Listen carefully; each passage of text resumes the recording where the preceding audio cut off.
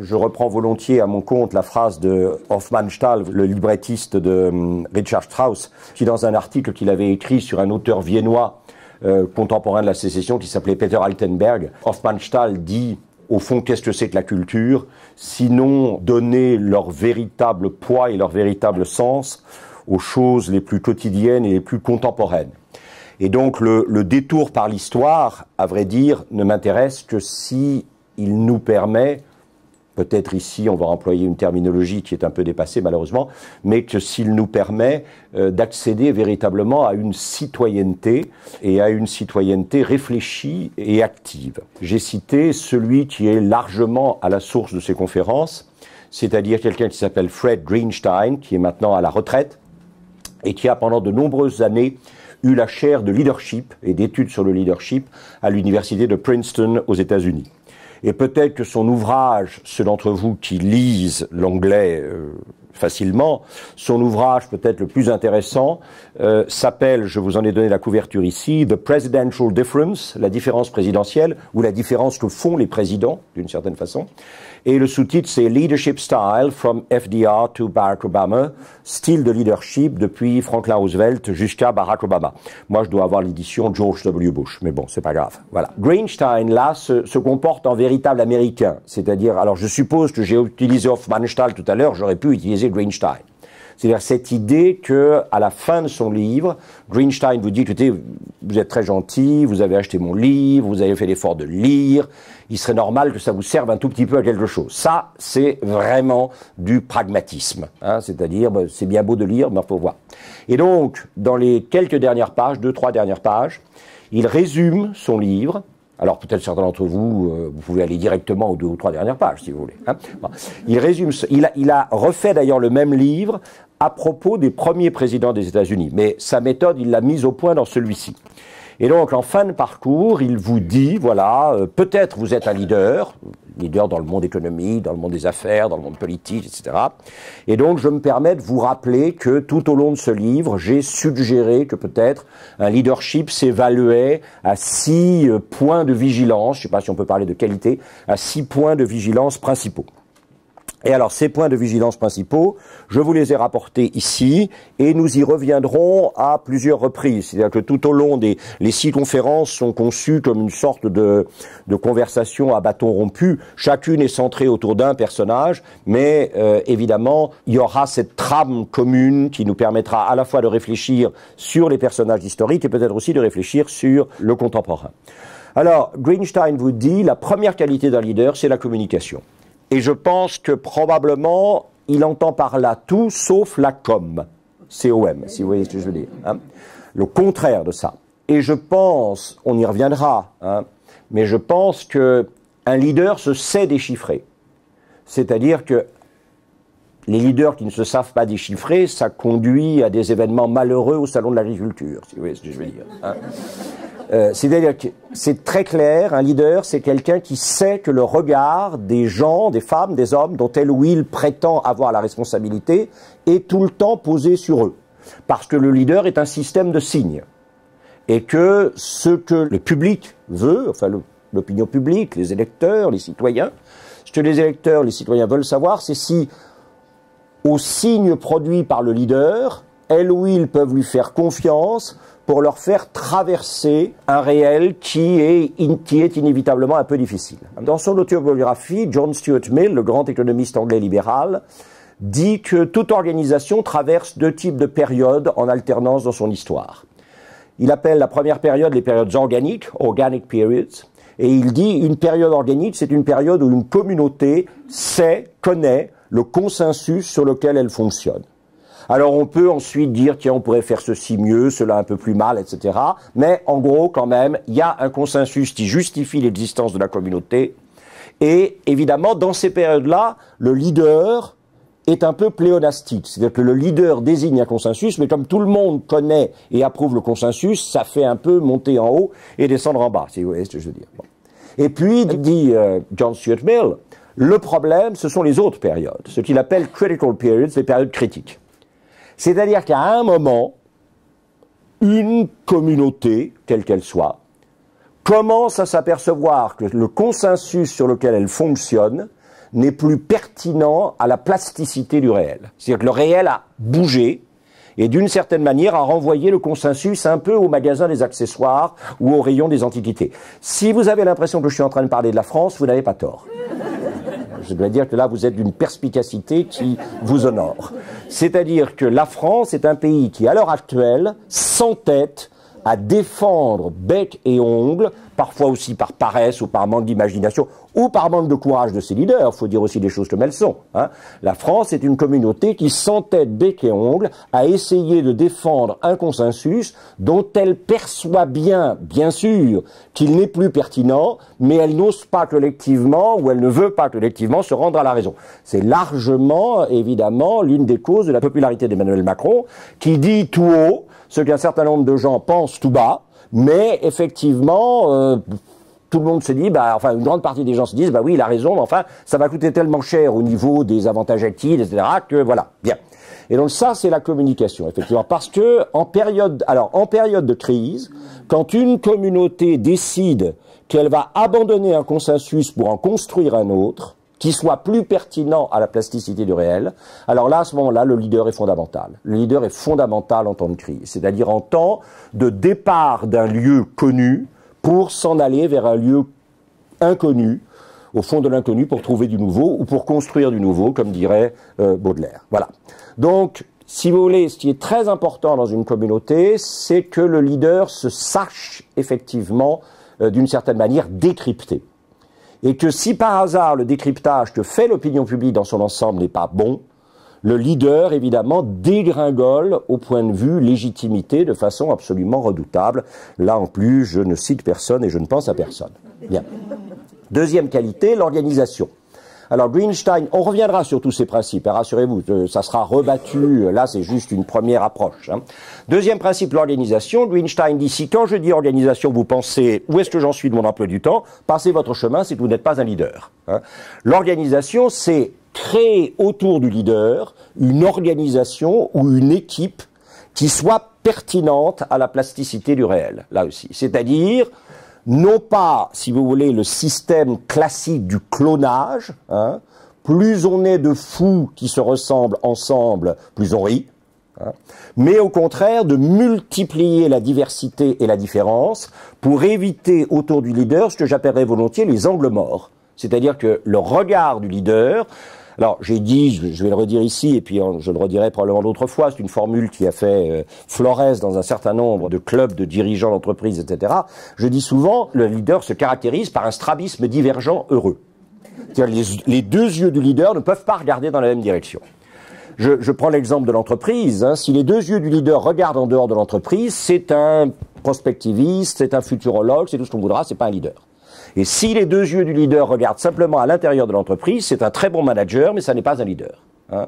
Alors, j'ai été obligé, à force de centaines d'interventions en entreprise, encore 3 cette semaine, là, après vous, j'ai été obligé de réfléchir sur la différence entre leader et manager. Mais en fait, je pense que fondamentalement, un manager qui n'est pas un leader n'est pas un manager, et un leader qui n'est pas un manager n'est pas un leader. Il faut absolument, évidemment, il y a des déplacements d'accent, il y a des déplacements d'intensité, mais si un leader prétend simplement dire aux gens, allez, il faut aller là-bas, et ne partage pas avec eux une partie des difficultés du chemin, ça n'est pas un leader. Et si un manager partage des difficultés d'un chemin sans savoir où on va, ou sans savoir où il a envie d'emmener ses troupes, c'est probablement pas un manager non plus. Donc cette idée d'une organisation, si vous voulez, qui va démultiplier les différences, alors tout en préservant un principe de cohésion, bien sûr, inévitable, mais démultiplier autant que faire se peut les différences pour éviter les angles morts du regard du leader. C'est-à-dire pour éviter que le regard du leader ne voit pas un certain nombre de choses.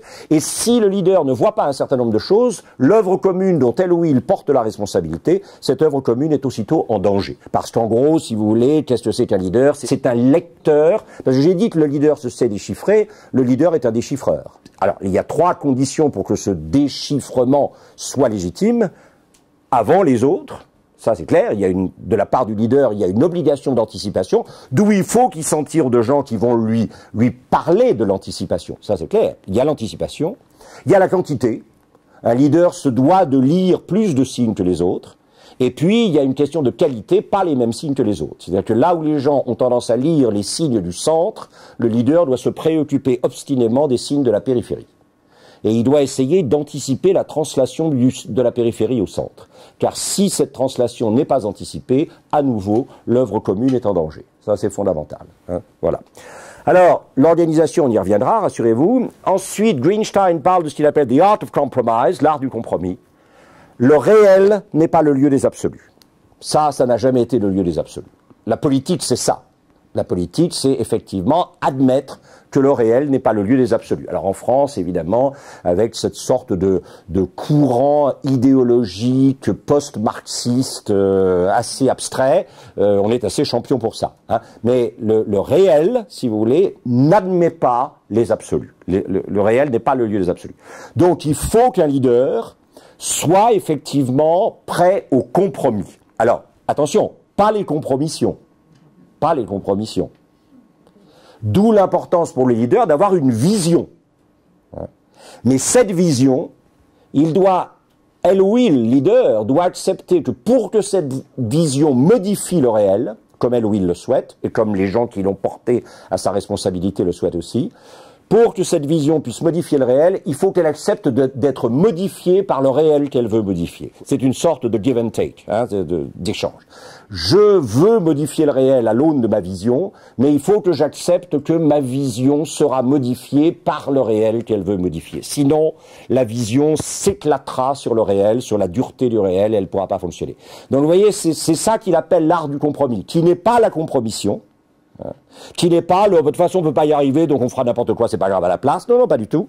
L'art du compromis, c'est un véritable art, et ça veut dire, qu'est-ce que je peux abandonner au réel de ma vision, sans pour autant perdre l'essentiel de la vision, et en même temps lui donner une réalité sans laquelle elle resterait. Alors évidemment, le danger pour un leader, c'est évidemment les visions. Hein, ça c'est clair. Si un leader commence à avoir des visions, c'est très mauvais. Hein, bon, voilà. Et alors vous voyez, je mets au centre ce personnage qui est, on l'appelle le fou, on y reviendra. C'est-à-dire celle ou celui qui, quand elle sent que son leader, et par amour pour son leader, hein, le fou n'est pas quelqu'un qui détruit le leader de manière sadique. Le fou est quelqu'un qui aime suffisamment le leader pour lui dire « là, tu n'es pas tout à fait à la hauteur où je t'attendais, hein, où je vous attendais ». Et donc, c'est quelqu'un qui, quand il va voir le leader s'enfermer dans la vision au détriment du réel, va le ramener vers le compromis. Et quand il va voir le leader accumuler les compromis juste à la compromission, va sans cesse lui rappeler la vision. Vous voyez ce que je veux dire? C'est voilà. Hein. Alors en France, nous n'aimons pas le fou, parce que le fou a disparu dans la pratique de cour française avec l'absolutisme. Hein. Or, vous le savez, malheureusement, nous avons une tradition absolutiste terrible, hein, qui se reflète dans nos jardins, qui a duré toute la fin de l'Ancien Régime. Ensuite, évidemment, la Révolution française a baptisé l'absolutisme jacobinisme, c'est-à-dire l'autorité suprême est toujours au sommet et au centre. Le fils du notaire d'Ajaccio, on a rajouté une couche. Hein, et du coup, évidemment, par là-dessus, vous avez eu, évidemment, l'entreprise colbertiste renouvelée dans l'entreprise nationalisée de l'après-guerre, c'est-à-dire seul l'État a le droit, seul l'État est légitime quand il veut modifier le visage économique de la nation. Et alors avec ça, on a fini là où on est. Voilà, hein, à force. Hein, ça finit toujours par arriver. Voilà. Deux dernières choses. L'intelligence intellectuelle. Et Greenstein dit tout de suite, attention, je ne vous demande pas de devenir des intellos, des érudits, etc. Mais je vous demande, en tant que leader, de vous rendre sensible à tous les endroits où ça bouge. Alors, ce que j'aime bien, c'est la notion de sensibilité. C'est pas une idée d'accumuler des chiffres, des connaissances, mais c'est être sensible à. Et aux endroits où ça bouge.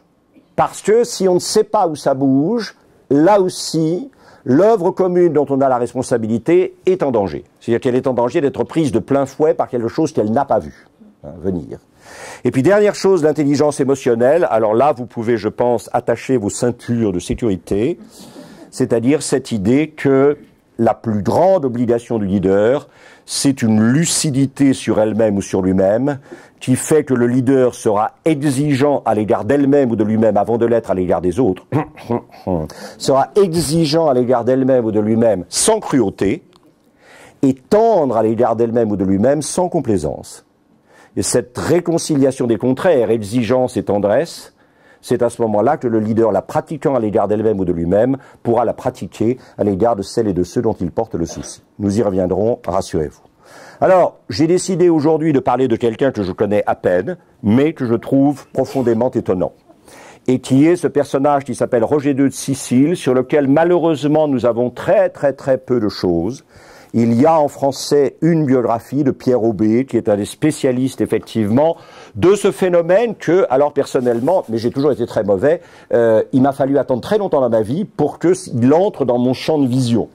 C'est-à-dire que, si vous voulez, je ne sais pas si vous avez remarqué, mais nous avons un tout petit problème de société qui s'appelle le multiculturalisme. C'est-à-dire que il semblerait que dans la société française, il y ait des gens qui soient porteurs d'une culture, d'une religion, qui n'est pas celle de la Sainte Église catholique, apostolique et romaine, notre mère, etc., etc. Et que il me semble que ça crée ici ou là des problèmes, mais c'est probablement que je ne vois pas très bien. Et donc je me suis dit, est-ce que par hasard, je me suis dit il y a 2-3 ans, je me suis dit, est-ce que par hasard dans l'histoire, il y aurait des moments où il y a eu ces choses-là, et où ça s'est terminé plutôt bien, plutôt que par l'étripage des communautés culturelles diverses rassemblées par hasard sous une même bannière nationale. Et alors, assez vite, on s'aperçoit qu'on dérive vers deux types de mondes géographiques et culturels relativement anciens, ce qui est un peu inquiétant pour nous, qui sont d'un côté ce qu'on appelle Al-Andalus, c'est-à-dire l'Andalousie du 8e au... c'est-à-dire à peu près toute l'Espagne, du 8e au 12e, 13e, et puis probablement la Sicile au 11e, 12e, 13e. Très curieux, c'est contemporain. Je ne vais pas m'attarder là-dessus maintenant, ce serait beaucoup trop long. Et c'est vrai que j'ai commencé à travailler un peu sur ces deux pays et sur ces deux périodes, et que je trouve ça tout à fait passionnant, et en tout cas peut-être effectivement non sans leçon et non sans outil de réflexion pour nous aujourd'hui. Alors donc, il y a très peu de choses disponibles sur Roger II de Sicile. Je tanne ma vieille amie Françoise Nyssen, la présidente, directeur général d'Actes Sud, en lui disant « Il faut que tu nous réédites, puisque vous avez acheté Payot, il faut que tu nous réédites la biographie de Aubé en livre de poche. » Elle me dit « Oui, tout à fait, mais c'est pas la priorité, ce que je comprends vaguement, mais bon, tant pis. » Il faut falloir que je lui réexplique une fois de plus. Et puis vous avez les dates, c'est-à-dire la date de naissance, 1095, c'est-à-dire fin 11e, et la date de décès, 1154, c'est-à-dire effectivement milieu du 12e, donc vous voyez que ça n'est pas d'hier. Alors, passons aux éléments de communication, justement. Alors, pour ceux d'entre vous qui connaissent, bon, vous vous dites, c'est un peu dans le sud, je vois du palmier là-bas dans le lointain, bon, c'est effectivement Palerme. Palerme, où vous avez au premier plan une petite église qui s'appelle San Cataldo, et derrière une église, l'église de Sainte Marie de l'Amiral ou la Martorana, les deux églises sont sur la Piazza Bellini à Palerme. Et alors évidemment, vous sentez bien qu'il y a un problème pour San Cataldo, qui est une église tout ce qu'il y a de plus chrétienne, qui a été créée par quelqu'un qui a joué le rôle de Premier ministre auprès des successeurs de Roger II, auprès de son fils et de son petit-fils, Maillon de Bari. Et c'est une église, donc tout ce qu'il y a de plus catholique romaine, rassurez-vous. Mais il y a un petit problème d'architecture en haut, si vous voyez ce que je veux dire. Les trois bulbes-là ressemblent étrangement à de l'architecture musulmane. Et ce sont effectivement trois exemples d'architecture musulmane. Alors vous pouvez me dire, c'est peut-être une erreur. Il y a eu quelqu'un qui s'est amusé comme ça, un peu stupidement, à construire une église qui ressemble à un bâtiment musulman en plein Palerme. C'est un peu scandaleux, mais enfin bon, une fois, on peut tolérer une erreur d'aiguillage. Et puis, si vous vous promenez dans Tolède, évidemment, vous vous dites, zut alors, c'est pas une erreur d'aiguillage, ne voilà-t-il pas qu'on m'en remet une autre? Et là, il n'y en a pas simplement 3, mais on en voit au moins 5, là, un bulbe rouge très islamique. C'est quand même un peu gênant. Bon. Surtout qu'en plus, vous vous dites, parce que vous connaissez Tolède, c'est curieux, on dirait le palais des Normands, c'est-à-dire le palais du roi. Vous avez raison, c'est effectivement le palais royal, qui est aujourd'hui le siège de l'administration de la région autonome, de la province autonome de Sicile. Et vous avez devant vous, effectivement, un somptueux bâtiment. Ceux d'entre vous qui connaissent Palerme, évidemment, sont très probablement comme moi dans l'émotion. Un somptueux bâtiment qui s'appelle Saint-Jean des Ermites, San Giovanni degli Eremiti, dont le prieur était de droit confesseur du roi. Donc vous voyez, c'est voilà. Et vous avez un bâtiment qui est très, là aussi, marqué par une architecture musulmane ou islamite, vous choisirez le mot. Et la personne qui avait autorité sur cette maison, qui était à la fois une église et un couvent, la personne qui avait autorité sur la communauté de cette maison était de droit le confesseur du roi. Voilà. Alors, nous allons revenir sur la Martorana. San Cataldo est ici à droite. Hein. C'était l'église qui était derrière. Et quand vous entrez, alors vous vous dites, ah, bon, Byzance. Oui, effectivement, Byzance. Effectivement, Byzance, parce qu'on va en reparler dans un instant, cette église a été fondée par quelqu'un qui s'appelait Georges d'Antioche, dont on va dire un tout petit peu qui il a été brièvement, rassurez-vous. Et Georges d'Antioche, c'est un Byzantin. Alors vous commencez à vous dire, oh là là, des églises à architecture musulmane, des intérieurs byzantins, qu'est-ce que c'est que ce bazar? Et c'est ça, vous voyez, l'intérêt de la Sicile, et en particulier de la Sicile de Roger II, c'est justement le bazar. C'est-à-dire que on n'a peut-être pas voulu trop vite purifier, hein, hygiéniser les choses, et que c'est peut-être effectivement là le grand mérite de l'autorité de ce roi que d'avoir réussi à convaincre de vivre ensemble un certain nombre de communautés dont effectivement les héritages culturels, les héritages religieux étaient différents et peut-être pas encore opposés, ou dont il avait réussi à surmonter les oppositions. Alors aujourd'hui, évidemment, Sainte-Marie de l'Amiral, comme on l'appelle, on y reviendra dans un instant, ou la Martorana, a été considérablement retransformée. Hein. Vous voyez que ici, vous avez en numéro 2 l'ancienne cour romane qui permettait d'accéder par, évidemment, probablement un narthex à l'église, mais tout ça a été retravaillé au XVIe et au XVIIe. La baroquisation des architectures en Italie est absolument terrible. Ça donne parfois des résultats somptueux, ça donne parfois, malheureusement, ça fait perdre de vue des choses qui étaient sous la baroquisation et qui sont au moins aussi importantes. Hein. Vous voyez que on a rajouté effectivement un chœur ici, hein, aussi au XVIIe siècle. Et alors, évidemment, moi, les deux endroits qui vont m'intéresser particulièrement maintenant, ce sont 5 et 6, qui sont en fait, évidemment, de mosaïques que l'on découvre quand on entre dans. Alors, cette première mosaïque, évidemment, représente le donateur, celui qui a financé la construction de cette église pour ses frères byzantins, car à l'époque, ça n'était pas une église catholique, c'était une église orthodoxe, hein, c'était de rite byzantin, bien sûr. Hein, et Georges d'Antioche, hein, que vous voyez d'Antioche, pardon, je récupère toujours la prononciation anglaise qui est stupide, Georges d'Antioche, que vous voyez ici carrément couché par terre au pied de la Mère de Dieu, hein, qui effectivement, de sa main et avec le texte, semble donner l'autorisation, la charte de fondation de l'Église à celui qui a osé penser que le don qu'il ferait de son argent pourrait servir à créer une maison pour son Seigneur et Sauveur, eh bien, c'est clair que, ne serait-ce que, évidemment, la technique de la mosaïque, hein, tout ça est totalement byzantin. Alors, qui était Georges d'Antioche? Georges d'Antioche, ça a été pendant environ, si vous voulez, une trentaine d'années, le conseiller le plus proche de Roger II de Sicile. C'est-à-dire, ça a été à la fois, alors on l'appelait évidemment le Amiratus Amiratorum, l'amiral des amirals, donc vous devinez, évidemment quand vous êtes une île, hein, la Sicile, vaut mieux avoir une flotte, parce que sinon on ne voit pas très bien comment vous allez fonctionner. Et donc évidemment Georges d'Antioche, en tant que amiral, qui est, si vous voulez, le chef d'état-major de la marine sicilienne, est probablement le personnage militaire le plus important de la Sicile de l'époque, parce que s'il n'y a pas d'amiral et s'il n'y a pas de flotte, on peut à la rigueur repousser les invasions venues de la mer à l'intérieur, mais on ne peut pas porter le fer jusque dans le camp de l'ennemi menaçant, c'est-à-dire qu'on ne peut pas transporter ses troupes quelque part. Donc ça, c'est très important.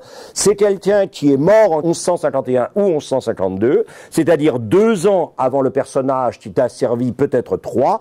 Inutile de vous dire que sur cette période, nous avons très peu de documentation écrite. Tout ça a été largement perdu pour une raison très simple, je vous rappelle, c'est que les Angevins, hein, le frère de Saint-Louis, ont été envoyés par le pape nettoyer toutes les traces de la dynastie Hauteville-Hohenstaufen, puisque je pense que tout le monde le sait, mais je le rappelle, je le redirai tout à l'heure, le petit-fils de Roger II de Sicile n'est autre que Frédéric II Hohenstaufen, la Stupor Mundi. Ça, il faut le savoir, c'est très important, parce que Frédéric II a vécu il a passé son enfance à Palerme, et il a vécu toute sa vie. Alors là, si vous voulez aussi, c'est très important, un leadership n'existe que quand il se transmet, hein, et je pense, personnellement, je dis toujours à mes chefs d'entreprise, on ne saura que votre leadership était réussi que le jour où vous l'aurez transmis. Et je connais personnellement des gens qui inconsciemment ont préféré détruire l'entreprise plutôt que de la transmettre. Ça arrive malheureusement dans toutes les entreprises familiales. Donc, Roger II a eu pour petit-fils, effectivement, Frédéric II Hohenstaufen, nous y reviendrons. Et vous le savez, le problème des relations à mort, la lutte à mort qui s'est engagée entre Frédéric II et la papauté, en particulier Innocent IV, fait que Innocent IV a chargé les Angevins, le frère de Saint-Louis, de nettoyer toutes les traces de la dynastie Hauteville et de la dynastie Hohenstaufen en Italie du Sud et en Sicile. Donc, ce qui a survécu un peu par miracle. Alors, Georges d'Antioche, on ne sait pas très bien, c'est un Grec ou un Syrien melkite. Alors, vous voyez, c'est extraordinaire, hein, parce que, bon, quand on pense aujourd'hui qu'une grande partie des bataillons des réfugiés en Europe sont formés de Syriens de rite melkite, on se dit, bon, c'est complètement fou. Enfin, c'est ça qui est intéressant dans l'histoire. Non pas c'est rassurant, parce que plus ça change et plus c'est la même chose, mais c'est bouleversant de penser que, et alors, c'est quelqu'un dont les parents ont été inévitablement chassés, étant chrétiens de rite melkite, ont été chassés d'une Syrie effectivement, et d'un Irak musulmanisé de manière très forte, se sont réfugiés paradoxalement chez, effectivement, l'émir de Tunis, parce qu'à l'époque, évidemment, la Sicile et la Tunisie étaient, alors, pendant très longtemps, la Sicile a été une tête de pont de la Tunisie musulmane dans, évidemment, la Méditerranée, et finalement, Georges d'Antioche a décidé d'échapper au monde musulman, il a profité de la relâche d'un bateau musulman dans lequel il s'était caché, et il a sauté à terre, et il a décidé de faire sa carrière. Et il a remplacé, évidemment, dans la faveur de la famille de Hauteville, on va y revenir dans un instant, un personnage qui s'appelait Christodolus, qui était l'amiral précédent, l'amiral des amiraux précédents. Christodolus avait été le conseiller d'Adélaïde del Vasto, la mère du futur Roger II, pendant la régence de cette femme. Je vous encombrerai pas trop de ça, mais bon, il faut quand même que vous le sachiez. Voilà. Et alors, ce qu'il y a de très très intéressant, c'est que, si vous voulez, on voit bien ici que Georges d'Antioche, c'est quelqu'un qui est un self-made man, complètement. Hein, c'est-à-dire, c'est quelqu'un qui s'est fait tout seul. C'est quelqu'un qui, d'une certaine manière, au sens propre, brûle ses vaisseaux et tente une expérience de conquête, de légitimité en se mettant au service de la famille chrétienne régnante. Je vous rappelle que amiral vient d'émir, tout simplement. Donc, l'amiral des amiraux, c'est l'émir des émirs, tout simplement. C'est-à-dire celui qui a le plus de pouvoir politique après le calife, d'une certaine manière. Le calife étant, bien sûr, le roi. Et alors, une fois que vous avez vu la mosaïque de Georges d'Antioche qui est ici, vous avez l'autre mosaïque qui est fondamentale, hein, et qui est celle-ci. Voilà, alors ça, c'est tout à fait étonnant. C'est en fait le Christ couronnant Roger, roi de Sicile. Et vous voyez bien que, je m'excuse, hein, ce sont des détails techniques, mais qui ne sont pas inimportants. Moi-même, j'ai appris tout ça, hein, rassurez-vous. Je ne vais pas tomber comme ça, voilà. Alors d'abord, en grec, c'est Rogiros Rex, hein. Et alors, je pense que ce qu'il y a de très intéressant, c'est que Roger, ici, se présente non pas en roi catholique, normand ou lombard, mais il se présente volontairement en basileus, c'est-à-dire en empereur byzantin. Hein. Deux détails, on ne peut pas les éviter. Hein.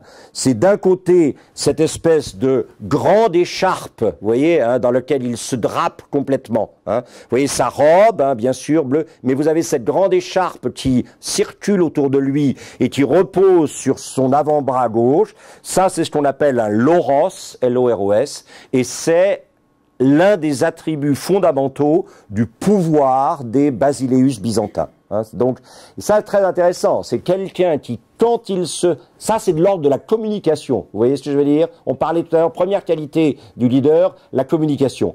Il est clair que si on veut faire un portrait de vous dans une église qui est commanditée par votre conseiller politique et militaire le plus proche, qui est lui-même un byzantin et qui construit cette église pour ses coreligionnaires byzantins, si vous arrivez habillé en roi normand franc, hein, tout ce que vous voudrez, bon, au niveau de la communication, ça va pas marcher très bien, si vous voyez ce que je veux dire. Et donc, c'est très curieux, hein. Ce sont des gens qui n'avaient pas rencontré Jacques Séguéla et qui étaient quand même capables d'eux, hein. C'est quand même très étonnant, hein. Bon.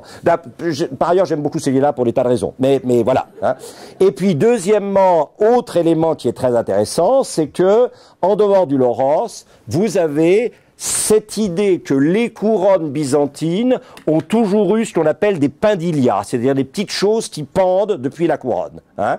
Et donc, pour Roger II, alors, vous voyez qu'en plus, ça c'est assez odieux.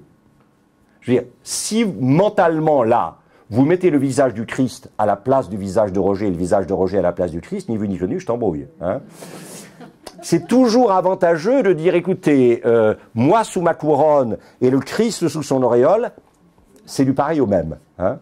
Au niveau de la création de la légitimité, c'est quand même très bien fait. C'est pas stabiloté, si vous voyez ce que je veux dire, on vous dit pas, mais ça travaille dans votre tête, hein, voilà. La communication, plus c'est distrait, mieux ça vaut. Et souvent, plus c'est distrait, plus c'est efficace. Dès que ça commence à être stabiloté, c'est-à-dire dès qu'il faut insister sur, ça veut dire que probablement ça ne passe pas, en fait, et il faut en rajouter, hein, voilà. Et cette fameuse couronne, vous la retrouvez ici. Si vous connaissez bien votre Palerme, dans le trésor de la cathédrale, vous avez une vitrine dans laquelle on présente cette couronne. Cette couronne, c'est la couronne d'une femme qui s'appelle Constance d'Aragon. Et Constance d'Aragon, c'est la première femme de Frédéric II Hohenstaufen.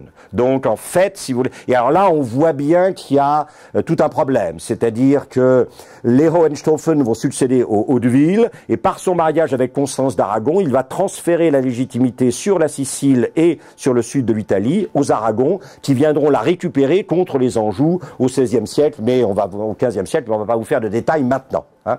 Alors, quand Roger II meurt, le royaume de Sicile, c'est ça.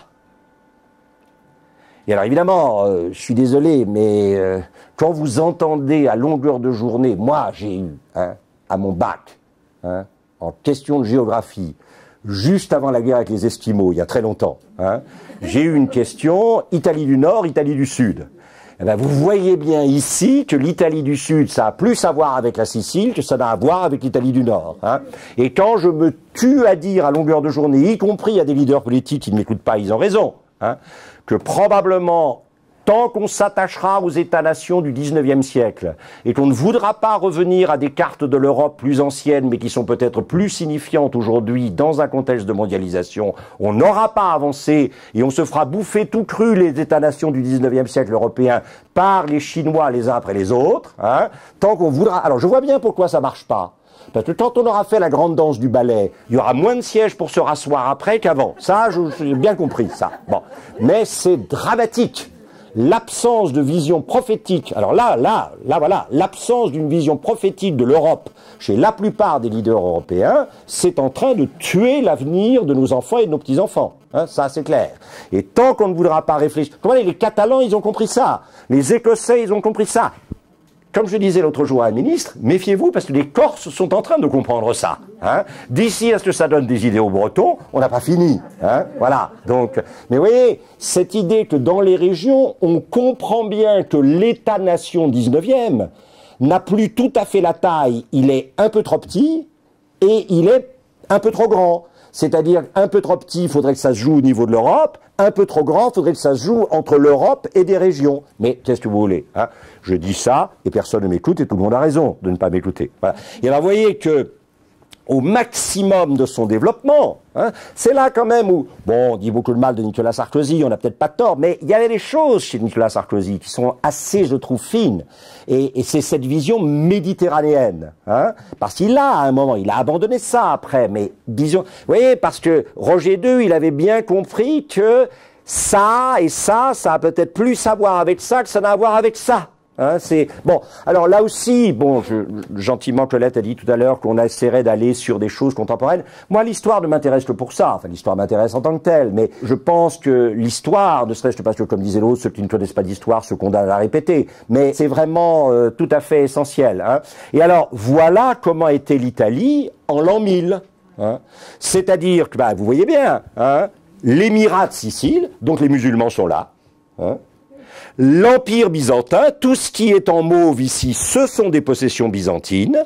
La principauté de Salerne, c'est une principauté lombarde, c'est-à-dire ce sont des anciens envahisseurs qui se sont légitimés en s'installant. Il y a la principauté de Bénévent, il y a les États pontificaux, il y a effectivement le marquisat de Toscane et il y a la Pentapole, hein, avec Ravenne, etc.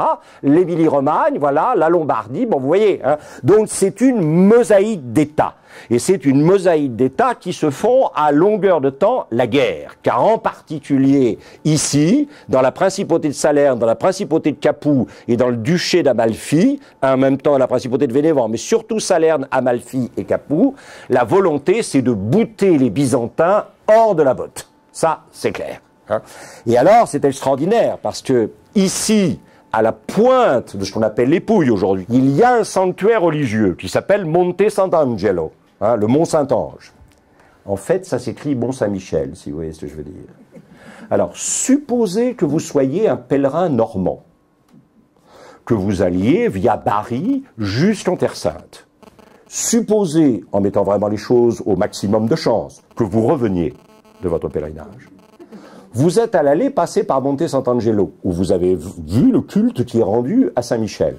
Au retour, vous revoyez Monte Sant'Angelo, parce que c'est sur la route qui vient de Rome à Bari pour partir en Terre Sainte. Vous revoyez le culte de Saint-Michel. Et vous vous dites, mais Saint-Michel pour Saint-Michel, mais c'est bien sûr. Les Normands ont un avenir ici, puisque c'est sous la protection de Saint-Michel. Alors ça, c'est généralement du raisonnement qui se fait après coup. Vous commencez par envahir, puis vous vous dites, mais pourquoi on envahit? Ah oui, parce qu'on est protégé par Saint-Michel, donc tout va bien. Hein, voilà. Et alors, je vais vous montrer quelque chose qui est absolument adorable. Alors, vous êtes en train de vous dire, tiens, ça me rappelle quelque chose. Oui, vous avez tout à fait raison. Vous avez absolument raison. Ça vous rappelle la tapisserie de la reine Mathilde, à Bayeux. Et ça, c'est quelque chose qui a été créé par une femme dans les années 1980-90, qui s'appelle Thérèse Ozen, et qui a fait pour les Normands de la famille de Hauteville très très tard, ce que la reine Mathilde avait fait pour les Normands de son mari Guillaume le Conquérant, la tapisserie de Bayeux. Donc elle s'est inspirée de la tapisserie de Bayeux et elle a refait, à l'époque contemporaine, une tapisserie qui raconte l'histoire de la famille de Hauteville. Parce que tout ça, c'est les Hauteville, dont aujourd'hui, il nous reste ça. C'est-à-dire que si vous allez à Hauteville dans le Cotentin, vous avez un petit musée de la famille de Hauteville. Voilà, c'est tout. Hein, il reste que ça sur place. Et éventuellement, l'écu de la famille, le blason de la famille, si vous voulez. Mais vous voyez, Thérèse Ozen a fait quelque chose de très intéressant. Ici, vous avez Tancrède, le père de la dynastie des Hauteville. Ensuite, vous avez Frésente, sa deuxième femme. Puis, effectivement, vous avez son fils aîné, qui est resté sur place, lui. Parce que le problème, comme dit très justement John Julius Norwich, le problème, c'est un problème de démographie. Quand vous avez 10 hectares et 12 fils, il y a un problème. Bon, vous pouvez mettre le premier, vous lui donnez les 10 hectares. Le deuxième, vous le mettez dans l'armée. Le troisième, vous le mettez à l'église. À partir du quatrième, il vous en reste quand même 9 à loger. Hein, ça pose un gros problème. Bon. Et la grande tentation, évidemment, c'est de partir. Alors, supposez que, vous vous souvenez de ma carte tout à l'heure, supposez qu'évidemment, le seigneur de Salerne, en Italie du Sud, vous voyez, là, il y a marqué Hospes, l'hôte. Hein, et l'hôte, c'est l'envoyé du seigneur de Salerne, qui dit à Tancrède de Hauteville, vous auriez pas 2 ou 3 fils à me donner pour conduire nos troupes contre les Byzantins. Évidemment, Tancrède a dû dire, et alors en échange, il y a quoi? Oh, ben il y a de la terre, hein. Alors on n'avait pas prévu que les Pouilles, tout ça, c'est pas très très fertile, la Calabre. Enfin bon, c'est mieux. Un peu de terre est toujours mieux que pas de terre du tout, si vous voyez ce que je veux dire. Surtout quand vous appartenez à une famille aristocratique qui justifie sa légitimité par la possession de la terre et par le pacte féodal qu'elle crée avec ceux qui cultivent cette terre et qu'elle les défend. Et alors là, vous avez des gens importants. Hein. Vous avez Guillaume Bras de Fer et Drogo, on va en reparler dans une minute, hein, qui eux sont partis, vous voyez, vers 1035. C'est-à-dire 31 ans avant la bataille de Hastings. Hein. Les Normands ont toujours été très mobiles. Nous l'avons su pour nos malheurs. Hein. Mais vous voyez, cette mobilité ne s'est pas terminée avec Rollon. Hein. Cette mobilité ne s'est pas terminée avec la stabilisation des Normands en Normandie. Ils ont, au bout d'un moment, repris leur marche en avant. Vous savez qu'il y en a eu en Ukraine, il y en a eu partout. Hein. Il n'y a pas d'endroit d'Europe qui pratiquement est échappé aux Normands. Mais pour ce qui nous concerne, nous, l'Italie du Sud, vous avez Guillaume Bras de Fer et Drogon, le deuxième et le troisième fils, puisque le premier, lui, va rester à Hauteville et administrer la propriété familiale. Hein. Et puis alors après, effectivement, vous avez ceux qui vont suivre, évidemment, Guillaume Bras de Fer, Drogon et Onfroy. Onfroy, c'est celui qui est là, Umfridus, hein, bien sûr. Hein. Et puis après, bien sûr, alors, on a... Et évidemment, ça c'était les enfants de la première femme de Tancrède. Hein. Et puis ensuite, vous avez évidemment l'arrivée de, bien sûr, Robert Guiscard, ça on va en reparler dans un instant. Et puis ici, le dernier des fils, Roger, sur lequel on va s'arrêter. Robert Guiscard, donc lui, Onfroy rejoint ses deux frères aînés de la même mère vers 1044. Robert Guiscard, qui est le premier fils de la seconde femme de Tancrède, vers 1046. Hein. Et alors, vous voyez ici Guiscardo. Alors, Guiscard, ça veut dire le rusé. Hein. Donc Robert le rusé. Robert le rusé, c'est toujours la tapisserie du château de Pirou. C'est donc une imitation complète de... Mais c'est très amusant. La Calabre est soumise, passif, Guiscardo, évidemment ablatif, donc l'agent par Guiscard. Donc évidemment, Robert Guiscard se soumet à la Calabre. Et c'est à ce moment-là qu'il appelle son dernier frère, hein, Roger, ici, qu'on appelle dans l'histoire de la Sicile Roger I, hein, le premier comte de Sicile. Roger va devenir le bras armé de son frère Robert Guiscard, et c'est en échange de cette contribution à la pacification de la Calabre, puis ensuite à la conquête de la Sicile, que Robert Guiscard s'attribuera à lui le duc d'Apulie, le titre de duc d'Apulie, duc d'Épouille tout simplement, et laissera à son frère cadet le titre de comte de Sicile. Et vous avez ici, évidemment, à l'arrivée de Roger, hein, Guiscard lui fait de lui le gardien de la Calabre. Hein. C'est donc, en quelque sorte, Roger, le dernier fils de Tancrède de Hauteville, le fils le plus jeune, le frère le plus jeune de Robert Guiscard, va se voir attribuer par son frère la responsabilité de la Calabre, qui n'est pas la meilleure part, vous aurez remarqué. Hein. Il vaut mieux être dans les Pouilles que dans la Calabre, mais peu importe. Et alors, vous voyez que progressivement, tout à l'heure, on était en l'an 1000, là, on est en l'an 1084. Hein. Vous sentez que la carte a complètement changé. C'est-à-dire que la principauté de Salerne a été absorbée dans les propriétés normandes.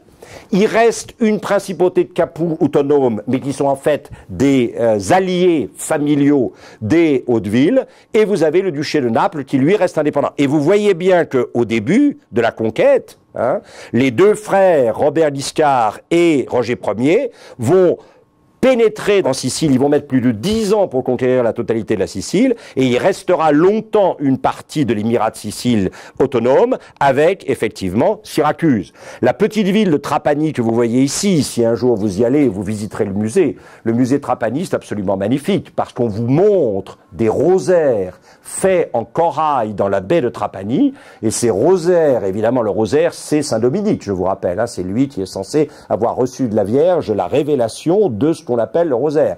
Eh bien, ces rosaires de Trapani sont faits en corail de la baie de Trapani par des artisans juifs arabophones. Là, ça pose une question pour les gens qui sont en faveur de la pureté de la race et de la culture. Hein. Là, c'est vraiment... Voilà. Alors, on reprend rapidement. Hein. Tancrède, ici. Muriel, sa première femme. Guillaume, Dreux, Onfroy. Et puis d'autres encore, mais qui ne sont pas concernés par l'Italie. Et puis sa deuxième femme, Fresgarde, Robert, Guiscard, Roger, et au milieu, effectivement. Et alors, c'est ce Roger-là qui, après avoir aidé son frère à conquérir la Calabre et une partie de la Sicile, son frère lui déléguera complètement la Sicile et en fera le comte de Sicile, bien sûr, et il aura de sa femme Adélaïde un fils, Simon, qui mourra en 1105, qui lui succédera pendant 5 ans, et à partir de ça, c'est son fils cadet, Roger II, notre Roger II de Sicile, qui deviendra comte de Sicile en 1105, duc d'Apulie ou duc d'Épouille en 1128, on verra pourquoi dans un instant, et roi de Sicile en 1130. Pourquoi il devient duc d'Épouille? Parce que le fils de Robert Guiscard par sa deuxième femme, donc en quelque sorte le cousin à la mode de Bretagne de Roger II, Guillaume, mourra en 1127 sans héritier, et à ce moment-là, Roger II dira, mais après tout, de par mon père et de par mon oncle, ceci me revient, et il se fera nommer effectivement. Et alors vous voyez que progressivement en 1112, 42 ans avant la mort de Roger II, il y a effectivement un duché d'Apulie et de Calabre, et il y a un comté de Sicile qui est entièrement récupéré sur les musulmans. Hein. Donc là, vous avez véritablement... Alors, Roger II, en 1112, à 16 ans, il demande à sa mère de cesser d'exercer la tutelle de la régence sur lui. Il revendique l'exercice du pouvoir de plein droit, et sa mère, bien sûr, y consent. En 1122, il est donc comte souverain de Sicile et d'une partie de la Calabre, la partie que son oncle avait déléguée à son père. En 1127-1128, après la mort de son cousin, il se proclame duc d'Apulie. Le pape Honorius s'y oppose. Alors ça, c'est très très important, hein, parce que vous voyez bien que progressivement, je reviens un tout petit peu en arrière, vous voyez bien que ce monde-là qui est en train de se constituer, ça devient un tout petit peu gênant pour les États pontificaux et pour les revendications de pouvoir temporel des États pontificaux. Hein. Et donc le pape Honorius va s'opposer à ce que Roger II, le futur Roger II de Sicile, se proclame duc d'Apulie, mais il bat les forces du pape Honorius qui s'y opposait, et le pape Honorius est obligé de s'incliner. Et alors en 1130, ça c'est Robert, ça c'est magnifique. Hein. Robert, c'est l'homme de ce qu'on a, vous savez que dans le temps grec, il y a trois figures. L'aion, le temps cyclique. Chronos, le temps qui passe. Je vous le redirai ça dans une autre conférence. Et Kairos, l'opportunité. Le temps du leader, c'est le temps du Kairos, c'est-à-dire le temps de l'opportunité qu'il faut saisir parce qu'elle ne se représentera pas. Il se trouve qu'à ce moment-là, il y a un schisme dans l'Église catholique, apostolique et romaine. Hein. Le pape, le vrai pape, hein, refuse de reconnaître l'autorité de Roger sur l'Apulie et sur la Sicile. Du coup, évidemment, Roger prend le parti de l'antipape Anaclet II, et l'antipape Anaclet II, en 1130, le couronne roi de Sicile pour le remercier, évidemment, d'avoir pris son parti. Ça, c'est magnifique. Alors, vous me direz, est-ce que c'est plein de principes ? C'est ce qu'on appelle Kairos, l'opportunité. Et vous voyez qu'à la mort de Roger, vous n'avez... Alors là, vous voyez la menace. Hein, c'est-à-dire qu'on est les États pontificaux et le duché de Spolète, qui sont des vassaux des États pontificaux, sont pratiquement complètement, en tout cas complètement cernés au sud, par une seule entité politique qui s'appelle le Royaume de Sicile et qui a fait disparaître la Calabre, l'Apulie, les Pouilles, Naples, Capoue, Amalfi. Tout ça a été incorporé dans une seule entité politique qui est effectivement le règne de Roger II. Et alors ça, c'est magnifique. Hein. On ne sait pas si vraiment Roger II s'est fait couronner dans ce manteau le 25 décembre 1130. Mais s'il ne s'est pas fait couronner dans ce manteau, il a dû probablement le porter un certain nombre de fois. Et ce manteau, vous le voyez bien, est un morceau parfait de textile islamique ou musulman. Hein, puisque vous avez dans les deux cas, au centre, vous avez au centre un palmier, accompagné sur les deux pans, puisque le manteau se noue ici autour du cou, vous avez effectivement une figure de bête sauvage, probablement un lion, une lionne, peu importe, qui est en train de se jeter sur un chameau pour le dévorer. C'est donc une thématique, effectivement. Et alors, bon, je pense que vous savez tous où est ce manteau aujourd'hui.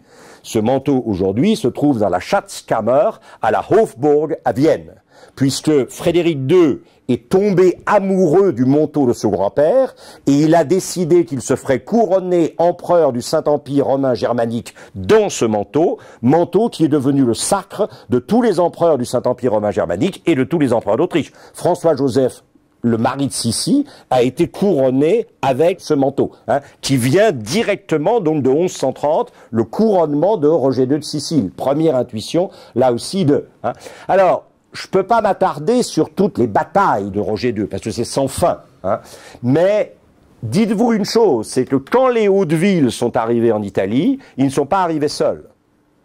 Ils sont arrivés avec d'autres Normands, qui, comme eux, cherchaient quoi? De la terre, bien sûr. Hein.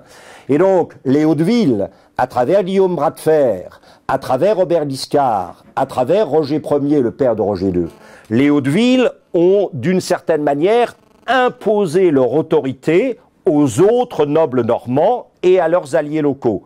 Mais les autres nobles normands n'ont cessé pendant tout le XIe, tout le XIIe et tout le début du XIIIe de se rebeller à intervalles irréguliers, tout autant que réguliers presque, contre cette revendication absolument insupportable d'une supériorité des Hautes-Villes par rapport à tous les autres seigneurs normands qui avaient suivi le même itinéraire qu'eux. Et donc, une grande partie de l'activité de Roger II a consisté à se battre contre, effectivement, les revendications égalitaires des autres hobereaux normands qui, étant partis en même temps qu'eux et étant arrivés souvent avec eux en Italie du Sud et en Sicile, ne comprenaient pas pourquoi, évidemment, les Hautes-Villes revendiquaient une position supérieure par rapport à eux.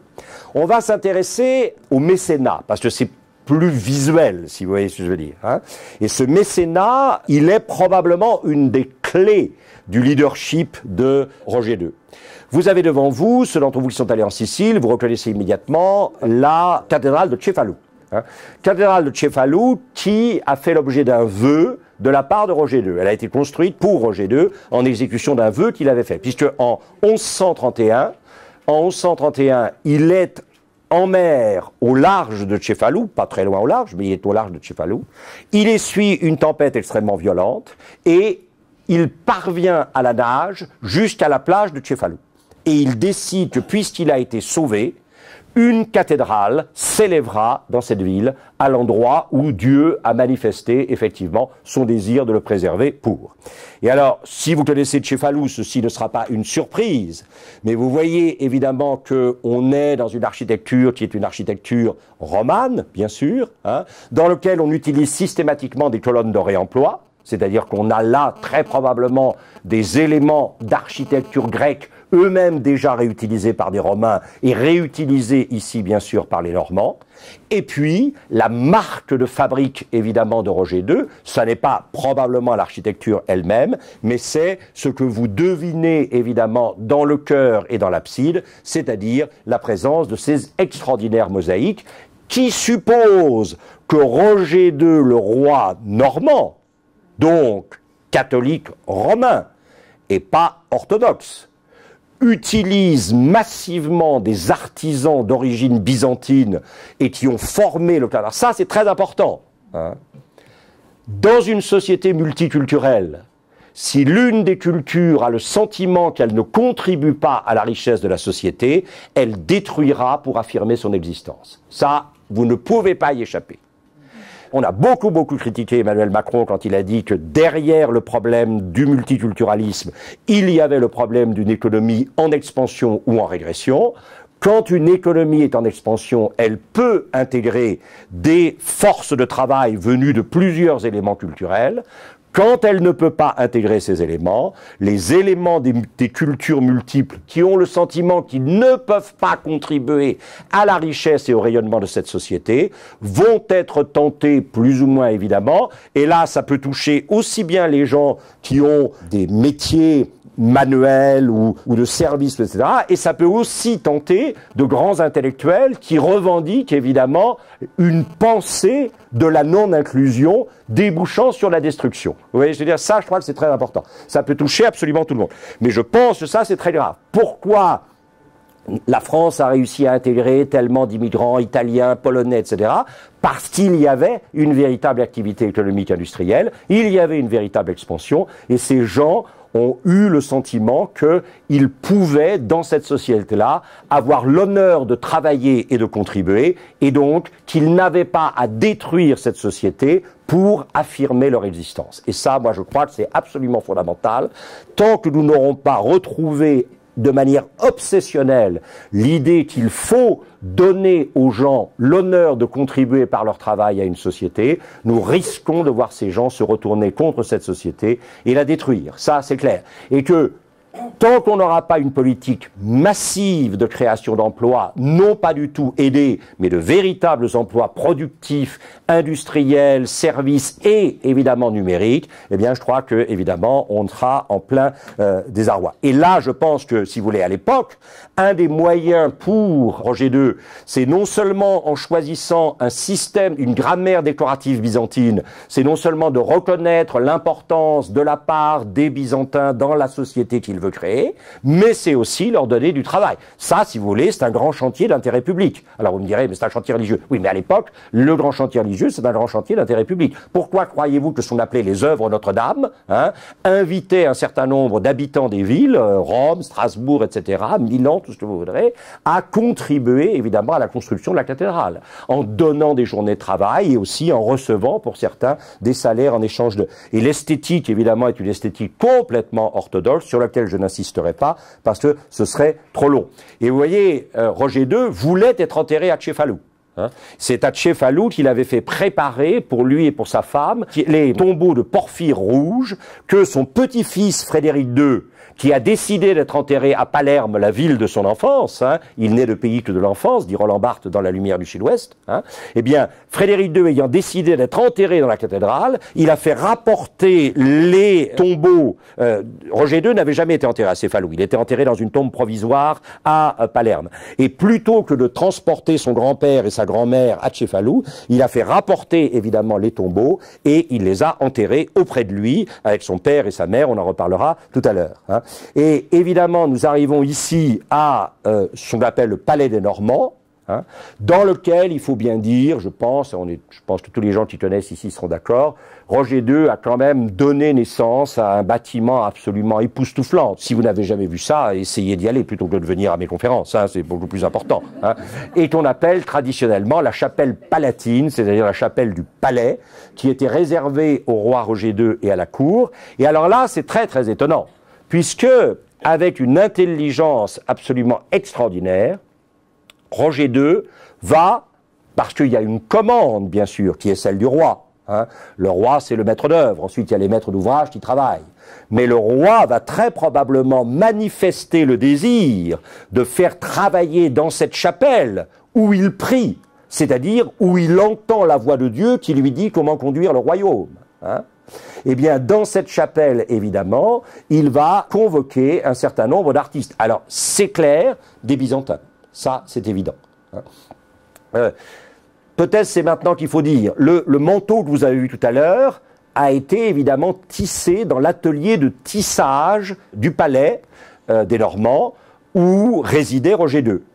Alors, si vous êtes contre Roger II, il y a des gens qui le sont, même aujourd'hui, méfiez-vous, la dénonciation de l'équilibre sicilien et de ce qu'on appelle en Espagne la convivencia, c'est-à-dire la coexistence heureuse des trois cultures, elle vient très nettement de deux endroits. C'est-à-dire, elle vient généralement de l'aile droite de l'intellectualité américaine, catholique, enfin chrétienne ou juive, qui dit mais pas du tout, ça n'a jamais existé. Il n'y a jamais eu d'harmonie entre les trois cultures et les trois religions dans Al-Andalus entre 750 et 1400 et quelques. Ça n'a jamais existé. Et la même critique exactement vient de l'aile fondamentaliste des historiens et des penseurs musulmans. Et là, je dois dire que ceci me rend ces deux moments de l'histoire encore plus sympathiques, si vous voyez ce que je veux dire. C'est clair. Mais je dois à l'historiographie, on ne va pas non plus se lancer là-dedans. Mais vous voyez, si vous êtes anti-Roger II, vous faites de l'atelier de textile du Palais des Normands, qui a fait le manteau que je vous ai montré tout à l'heure, le harem de Roger II. C'est-à-dire qu'il avait un harem dissimulé sous la forme d'un atelier textile. Alors après, vous ferez ce que vous voudrez, mais voilà. Il faut le savoir. Il faut savoir qu'un certain nombre d'historiens aujourd'hui, venus des franges extrêmement conservatrices du monde américain, à la fois chrétien et juif, et venus des franges fondamentalistes de l'islam, ne supportent pas l'idée qu'on puisse évoquer deux moments dans l'histoire européenne, Al-Andalus d'un côté, la Sicile de l'autre, à peu près aux mêmes époques, comme étant des endroits où les trois religions et les trois cultures ont essayé de subsister ensemble.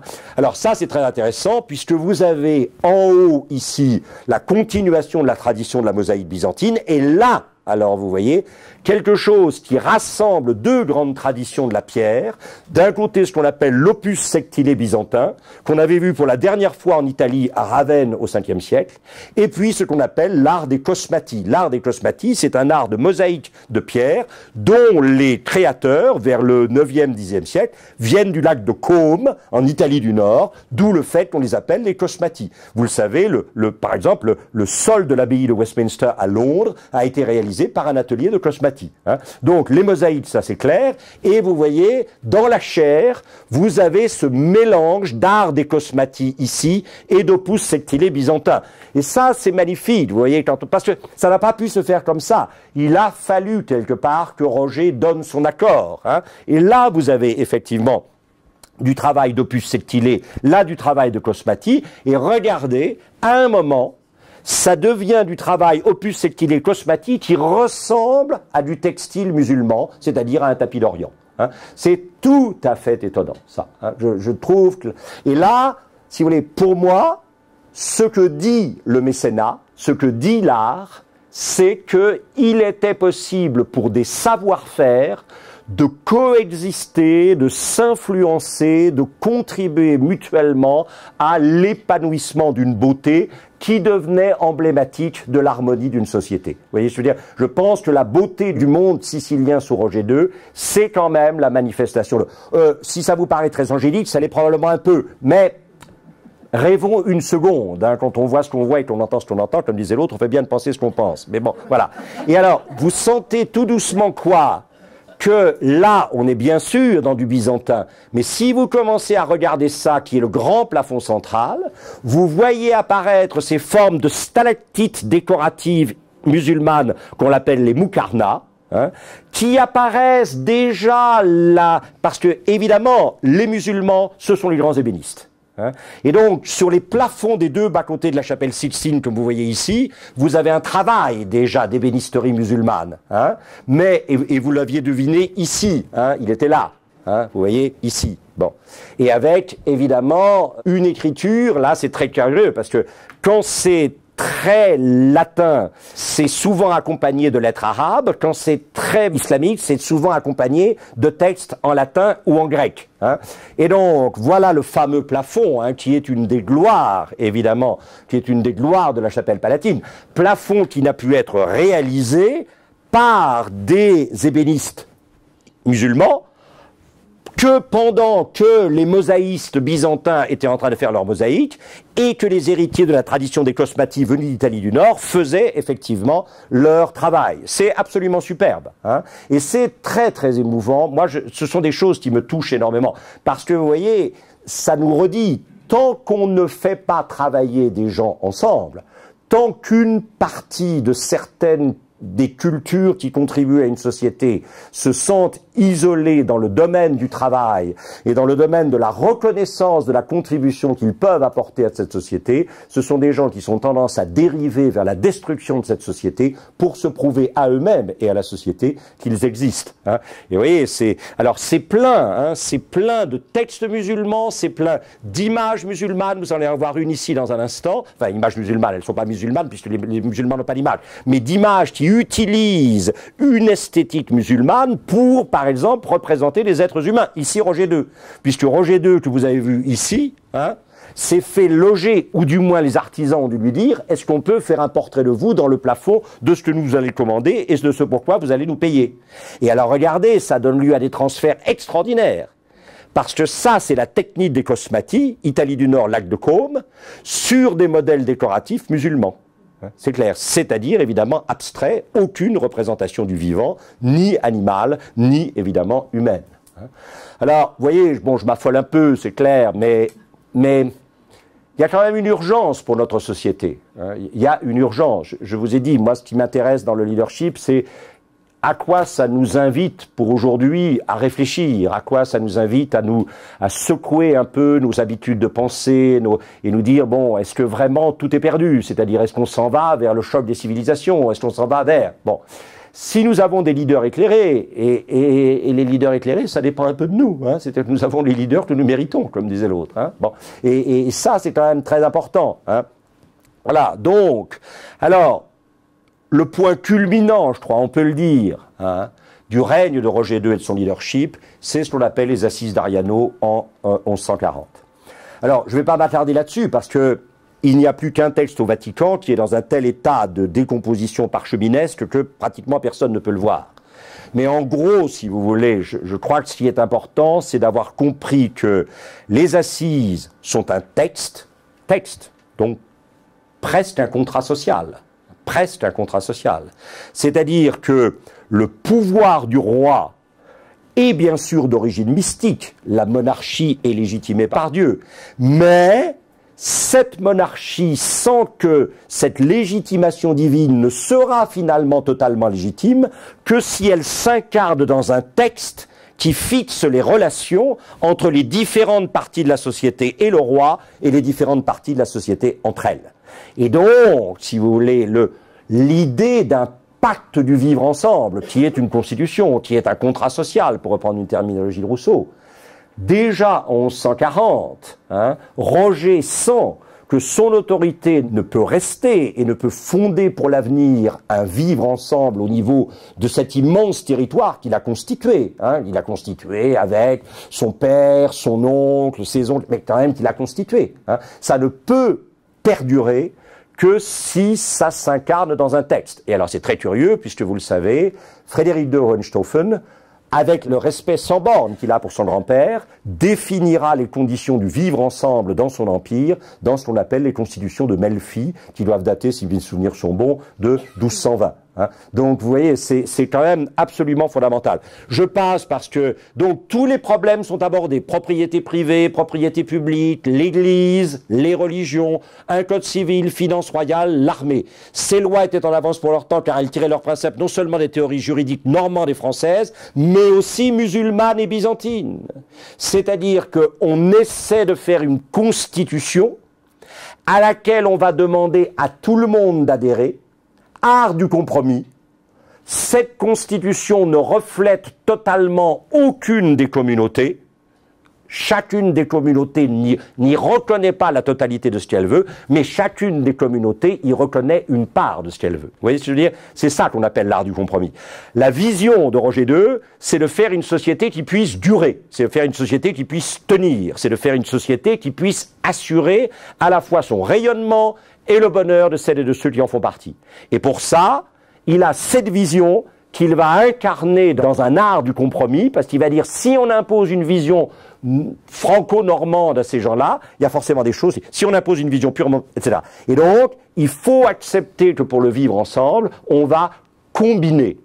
J'ai souvent dit, j'y reviendrai probablement, suivant le traité de Platon dans le politique, où Platon dit, le leader n'est pas tant un pasteur qui tire sa communauté ou qui la pousse à l'arrière, le leader est un tisserand, c'est quelqu'un qui croise les compétences, les talents, etc. Et ça, c'est fondamental. Cette vision du leader tisserand est évidemment essentielle. Et alors, ce qu'il y a de fondamental, je ne fais pas de publicité, rassurez-vous, pour Alain Juppé, mais ce qu'il y a de fondamental, c'est que Roger II dit il faut que soit maintenue une ligne de démarcation très forte entre les devoirs publics et les droits privés.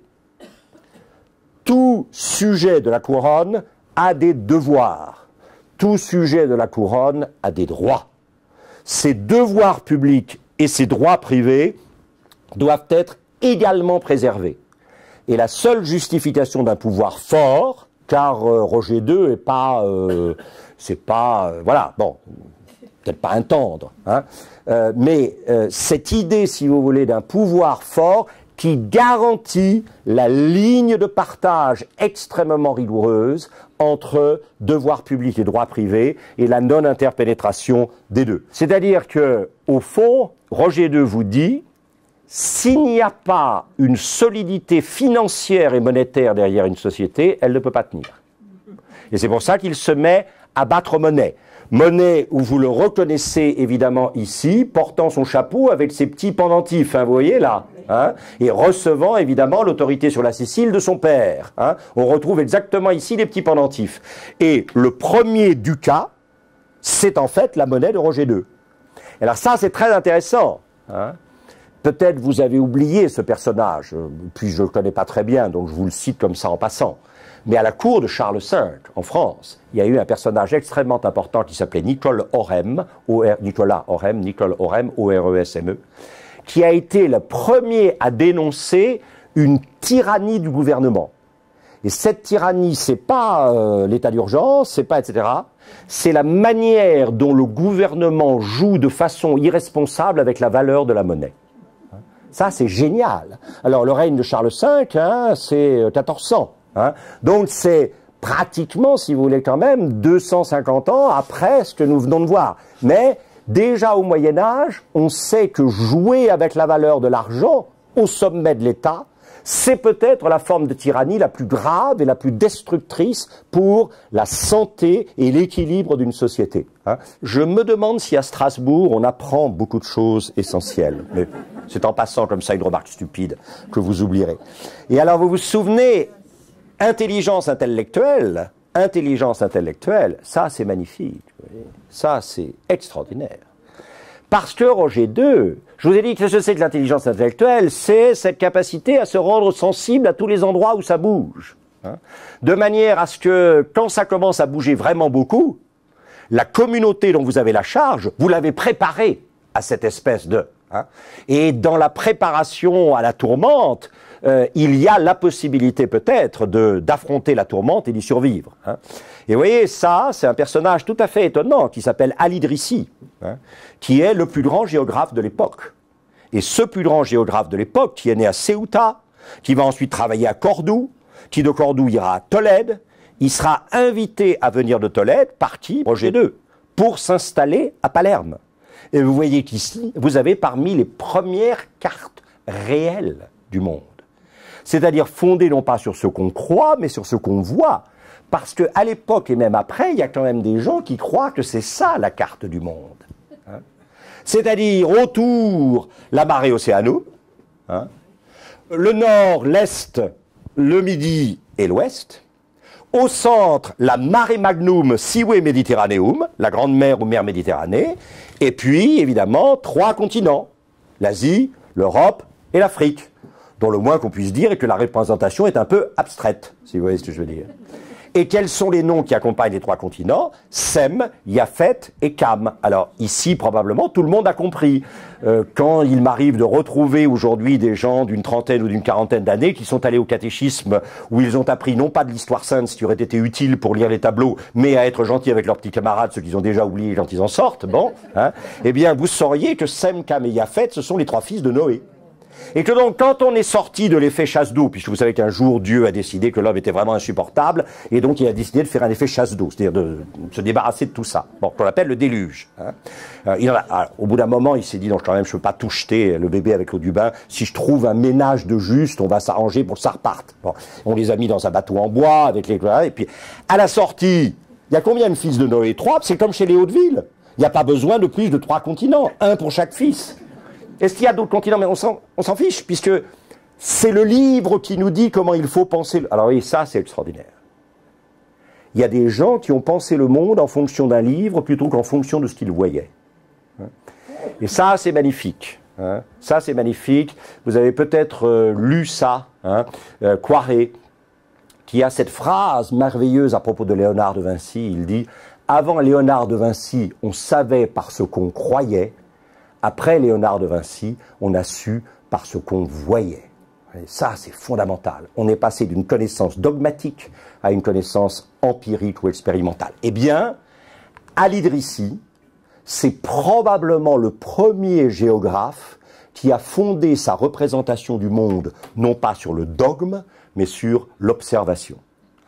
Et vous voyez, ça, c'est absolument extraordinaire, parce que l'Europe... Alors, il y a un petit problème, évidemment. Vous voyez qu'il y a des endroits où on n'a pas vu grand-chose encore. Hein, ça, c'est clair. Mais c'est normal. Hein, on sait qu'il y a la Chine. On le saura très vite à cause de Marco Polo. C'est pour ça qu'une grande partie de la cartographie européenne du 14e, 15e va venir de Venise, parce qu'il y a un Vénitien qui est allé là-bas et qui sait, lui. Hein.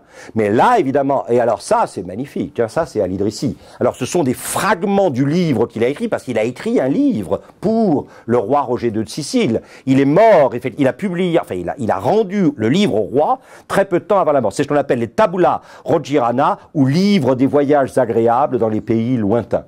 Hein, voilà. Hein. Il arrive à la cour de Roger en 1138 et il y sera encore à la mort de Roger. Et alors, c'est très émouvant parce que vous avez ici l'Europe. Hein, et vous avez ici la Sicile. Et vous voyez bien que, comme tous les grands cartographes musulmans, le nord est en bas et le sud en haut. C'est une caractéristique de la cartographie musulmane. Hein. Et ça, c'est magnifique. Parce que, alors, ça, on l'a dit, hein, 1154, ça, 1425. Fra Mauro, un moine camaldule vénitien. Au cas où vous auriez oublié ce sont les camaldules, c'est une dérivation des franciscains. Et Fra Mauro, c'est un vénitien. Donc il sait bien par Marco Polo que la Chine, c'est l'empire du milieu. Et que tout pays qui monopolise le commerce avec la Chine devient automatiquement, effectivement, le pays hégémonique du monde. Il le sait parce qu'il est vénitien. Et vous voyez, c'est magnifique. Vous vous souvenez des cartes sur lesquelles vous avez été élevé comme moi, probablement. C'est-à-dire, vous aviez ces fameux planisphères dans nos classes, où vous aviez une Europe dont tout le monde s'accorde à reconnaître aujourd'hui qu'elle était surdimensionnée de manière totalement fallacieuse. Elle était soigneusement posée au centre, juste au-dessus de l'Afrique. Il fallait pas savoir quel était le jardin réservé d'eux. Et puis, on avait repoussé sur les côtés les deux non-entités dont on ne savait pas trop quoi faire, l'Amérique d'un côté et l'Asie de l'autre. Mais là, vous voyez bien que, et qu'est-ce que fait Fra Mauro, qui est un moine camaldule? Le nord est en bas et le sud en haut. Et l'Europe a malheureusement la taille qui est réellement la sienne. C'est pour ça que si on ne se secoue pas pour se mettre ensemble, on va finir par être mangé tout cru par les autres, ça c'est clair. Hein, voilà. Et alors ça c'est magnifique, hein, c'est la salle de Roger qui a été réalisée par le fils aîné, Guillaume Ier du roi Roger. Ce qui est beau aussi, si vous voulez, c'est à la fois la transmission et la continuité. Cette salle où on voit ces scènes de chasse magnifiques, avec ces pans affrontés, hein, là qui sont en train de boire, où on retrouve évidemment tout l'héritage des pans affrontés, des tombeaux de Ravenne, qui a été décrit par Yves Bonnefoy. Hein, et puis en même temps, regardez, aux pans affrontés se sont substitués les lions affrontés, avec une présence massive évidemment du palmier, qui est plutôt un arbre africain bien sûr, et qui a été incorporé dans ce qu'on appelle la Conca d'Oro, la conque d'or, qui est évidemment l'ensemble des montagnes qui entourent comme une demi-vasque évidemment le site de Palerme. Et alors, vous le savez, le fils et le petit-fils de Roger II ont continué cette tradition, en adoptant non plus une architecture et une décoration massivement byzantine, mais une architecture et une décoration massivement musulmane. Le palais de la Ziza, qui servira ensuite de modèle à Frederick Leighton, le grand peintre victorien, pour sa maison dans le sud-ouest de Londres. Le palais de la Ziza, c'est quelque chose que l'on retrouve ici. Alors ça, c'est nos amis normands responsables de la fidélité à la tradition normande en Sicile qui ont publié ce petit dessin merveilleux où on retrouve l'art des jardins, qui n'est pas sans rapport avec l'art des jardins de Grenade, au Généralif par exemple, tel qu'on le voit aujourd'hui, le point d'aboutissement de. Hein. Et alors à l'intérieur évidemment de la Ziza, du diwan, de la salle de réception, vous retrouvez les fameuses moukarnas musulmanes, et ces moukarnas musulmanes, elles sont évidemment au-dessus d'une mosaïque byzantine. Ça a été rajouté au XVIe siècle. Hein. Et vous voyez que l'idée d'un grand parcours d'eau central auprès duquel on peut venir se rafraîchir en laissant la main installée, qu'on est sur un diwan, sur un divan, en laissant la main traîner dans l'eau et évidemment en s'en jetant un peu sur le visage quand il fait trop chaud, etc. Tout ça, c'est une tradition totalement. L'eau étant aussi une méditation sur le temps qui passe de manière inexorable. Et vous voyez qu'on retrouve à nouveau ce thème de la chasse et on retrouve à nouveau ce thème des pans affrontés qui, au lieu d'être autour d'un vase, comme souvent à Ravenne, sont autour d'un palmier qui est très siculo-arabe, hein, d'une certaine manière. Et puis vous avez l'autre palais qu'on appelle la Kouba, qui est en très mauvais état maintenant, malheureusement, dont on peut avoir, alors à nouveau, hein, les moukarnas, vous voyez à l'intérieur de la Kouba, avec une décoration purement abstraite d'entrelacs, hein, c'est très net. Ça, on a reproduit comme on a pu ce qui était. Et alors, vous voyez, c'était quand même cet univers absolument. La ville de Palerme était entourée d'un système de résidences royales, de campagne, de chasse et de parcs et de réseaux aquatiques, de petits lacs qui captaient en fait toute l'eau qui descendait les montagnes. Il y avait un système d'irrigation et de captage des eaux pour la fête et pour la beauté qui était étonnant. Et vous voyez aujourd'hui, vous voyez les immeubles de Palerme là maintenant, hein, qui viennent effectivement. Ça, c'est le petit pavillon que vous voyez là où on allait en bateau depuis la Kouba. Hein, et qui est isolé maintenant comme ça, perdu dans le jardin de la caserne des carabiniers de Palerme. Vous voyez, c'est assez bon, voilà. Hein. Alors, il y a eu quand même un triomphe, vous le savez, il serait indécent de ne pas en parler. Vous sentez bien qu'ici, c'est le petit-fils de Roger II, Guillaume II, hein, qui est en train de présenter à la Vierge Marie qu'il accepte, quoi? Eh bien, évidemment, la réalisation somptueuse qui est Monreale. Hein, ça, c'est clair. Donc, et vous savez que Monréal, ici, le Christ chassant les marchands du Temple, c'est le lieu, effectivement, byzantin par excellence. Mais dehors, Hein.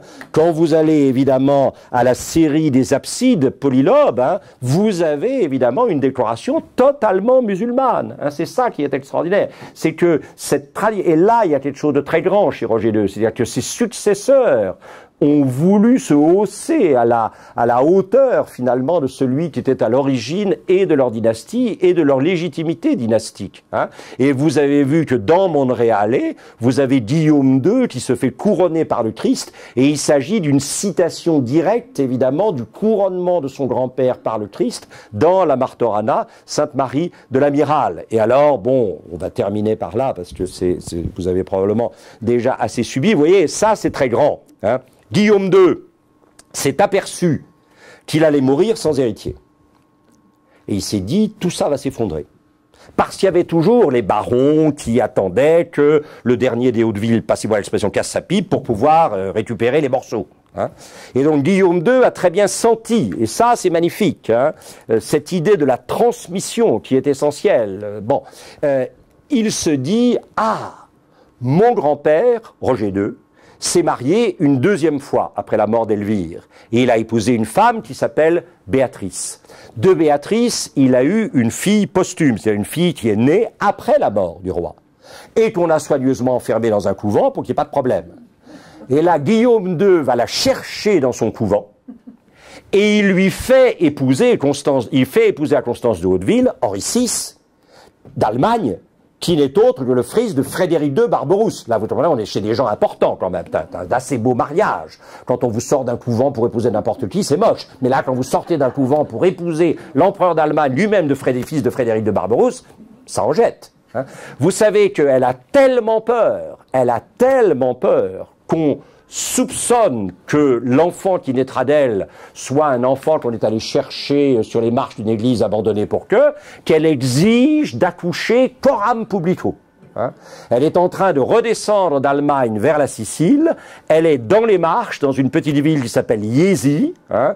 On est le 24 décembre, oui je crois, si mes souvenirs sont bons, le 26 peut-être. Enfin, Frédéric II sera toujours persuadé qu'il est né le jour de Noël et qu'il est le nouveau Christ. Hein. Bon, là aussi, chacun voit un peu midi à sa porte. Mais bon, elle fait venir la population de Jesi et elle accouche coram publico pour qu'on voit bien que l'enfant qui vient d'elle, c'est bien son fils, et c'est pas un enfant qu'on est allé chercher ailleurs. Aujourd'hui, quand vous allez à Jesi dans les marches, vous avez la place où elle a accouché, qui a été transformée en un monument solennisé, qui est vraiment très très émouvant. Hein. Voilà. Et alors, évidemment, ici, hein, vous avez ce moment absolument étonnant où Henri VI d'Allemagne, hein, épouse Constance de Hauteville, qui est encore habillée en religieuse, hein, voilà, pas encore, voilà, hein, donc c'est clair, hein, c'est un manuscrit d'époque, hein, et vous avez ensuite, bien sûr, le baptême de Frédéric, qui va devenir l'espoir de. Hein. Frédéric, vous savez, qui est connu parce qu'il est passionné de... Alors, il a construit un des plus beaux... Mais ce n'est pas l'objet. Il a construit un des plus beaux monuments du Moyen-Âge qui s'appelle le château de Castel del Monte, sur lequel je n'assisterai pas. Il rédigera aussi un traité de fauconnerie, comme Gaston Phébus d'ailleurs, et dans lequel l'exercice de la chasse est comparé à une certaine manière d'exercer le pouvoir. Et vous l'avez ici, alors ça c'est tout à fait extraordinaire.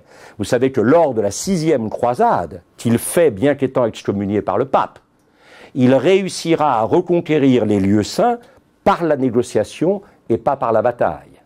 Ce qu'on ne lui pardonnera jamais à Rome. Le fait que l'impureté du tombeau du Christ n'ait pas été lavée dans le sang des infidèles et qu'on ait récupéré les lieux saints par un accord diplomatique et politique, ce qui est d'une modernité totale, hein, n'a pas été accepté par le Vatican. Lequel Vatican? Et là, vous avez la rencontre, en miniature toujours, entre Frédéric à gauche et Al-Kamil, le sultan du Caire, qui avait les droits sur les droits arabes sur les lieux saints, et qui lui a rendu ses droits à l'issue d'une négociation dans lequel les droits, là aussi, c'est la grande tradition du grand-père, devoirs publics, droits privés doivent toujours être préservés en équilibre. Et alors, vous pensez bien que ça a été le drame, hein. Ça, c'est les terres dont il avait hérité par son grand-père et par sa mère, la Sicile. Ça, c'est les terres qui étaient les terres, toutes les terres en jaune orangé sont les terres du Saint-Empire romain germanique qui lui revenaient, y compris Rome, puisque techniquement, l'empereur est suzerain de la ville de Rome. Hein. Et alors vous voyez bien que l'espace du pape était devenu inexistant. C'est pour ça que le pape est parti à Lyon et qu'il a excommunié Frédéric II, vous le savez. Et qu'ensuite, après la mort de Frédéric II, il s'est arrangé pour que les Angevins éradiquent complètement les traces des Hohenstaufen-Hauteville de toute cette région. Hein. Ce qui fait qu'aujourd'hui, vous combinez ça avec quelques tremblements de terre venus de temps en temps au 18e et du 19e, et il vous reste très très peu de choses. Mais voilà, j'espère que vous avez compris, j'ai une sorte d'admiration un peu infantile probablement pour Roger II, mais je trouve ça tout à fait remarquable, tout à fait unique. Cet homme qui a été capable de donner à des communautés différentes, dans une communauté plus large, le sentiment de leur utilité et de leur dignité, pour que ces communautés collaborent et se respectent, plutôt que se méprisent et se déchirent. Je vous remercie.